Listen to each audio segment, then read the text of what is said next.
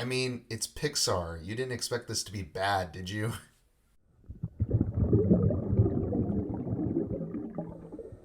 Hey everyone, it's Nathan Orenstein with The No Show here to talk about Dan Scanlon's Onward. Onward stars Tom Holland, Chris Pratt, Julia Louis-Dreyfus, and Octavia Spencer and is written by Dan Scanlon, Jason Headley, and Keith Bunnan. Onward takes place in a modern-day Earth, except it's entirely populated by mythical creatures. Magic is a thing of the past, but its existence is still found here and there around the world. Our main characters are an awkward and unconfident elf named Ian and his older brother Barley, who's regarded as a screw-up and is obsessed with the past and magic.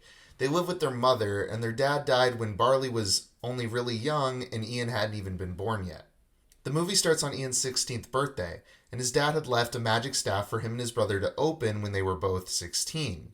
The staff also comes with instructions for how to cast a spell that brings him back to life for just 24 hours, and a crystal that allows the spell to be cast.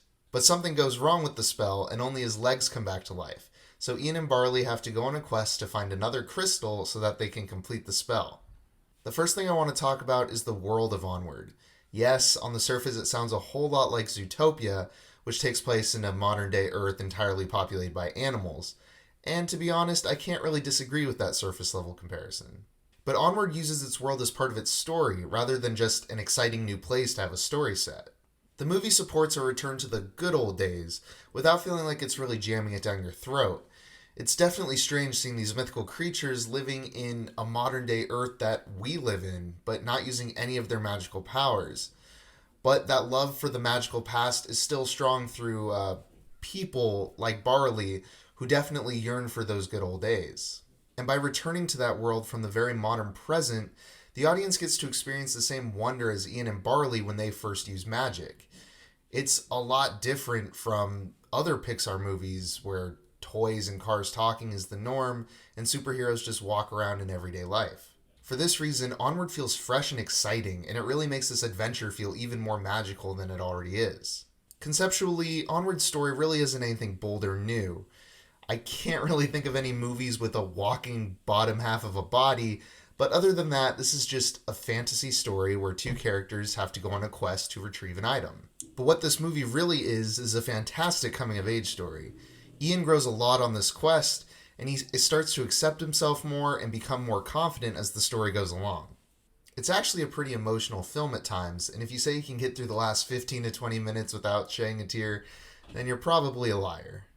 The way Onward depicts the themes of family and growing up is really well done, and its ability to effectively convey these themes within the context of a movie about magic and elves is all the more impressive. But as impressive as Onward is as a coming-of-age story, it's equally as impressive as a comedy and adventure movie. Onward is absolutely hilarious and is absolutely one of Pixar's funniest movies. First off, I want to say that Tom Holland and Chris Pratt are the perfect casting choices for this movie. They fit their characters so well, and that makes the dialogue feel so much more natural, especially the comedy. I don't want to spoil any of the jokes or anything, but trust me when I say that Onward is just as much a comedy as it is a serious film. The adventure elements here are also pretty great. The majority of these situations that Ian and Barley find themselves in provide some pretty cool moments, and it's exciting watching them figure out how to get to the next part of their quest. I will say that there were a few scenes and situations that didn't quite work for me, but they're nothing too egregious or anything in the long run. Onward is most definitely another win for Pixar. I don't think it's necessarily as flashy or creative as some of its predecessors, but it makes up for that with incredibly smart world building, hilarious writing, and some truly compelling emotional moments. As with the best animated films, Onward is a movie that will be entertaining for people of all ages and will hit even harder for adults. I do think there are some scenes here and there that don't quite fit the film, but in the long run they're just minor inconveniences. In my opinion, Onward is an incredible animated film, and I'm going to be giving it a 9 out of 10. As always, thanks for watching, and if you liked the review, then feel free to like and subscribe. And if you've seen Onward or any other Pixar movie, I'd love to hear your thoughts in the comments down below. I'll be reviewing The Invisible Man within the next few days, so click that bell to get notifications for whenever I post. I've been Nathan Orenstein with The No Show. See you next time.